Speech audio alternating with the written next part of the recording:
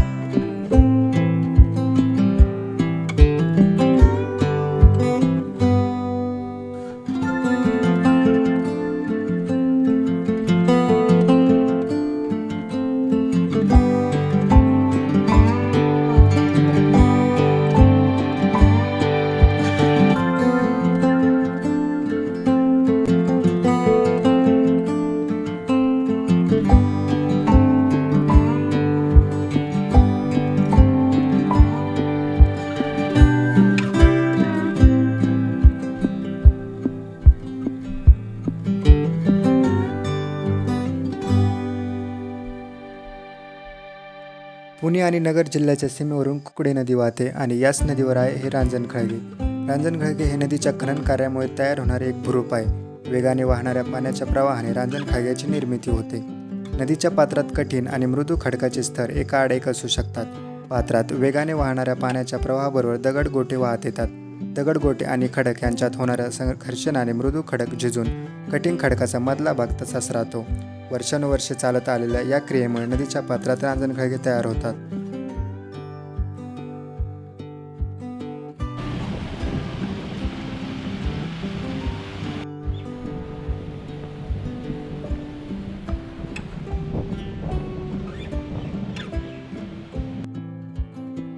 आशिया खंडातील सर्वात मोठे कुंड म्हणून या ठिकाणाची ओळख आहे.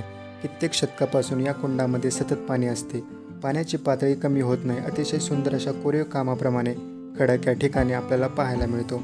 वर्षाच्या 3ही ऋतूमध्ये या ठिकाणी निसर्गाचे वेगवेगळे सौंदर्य अनुभवास मिळते.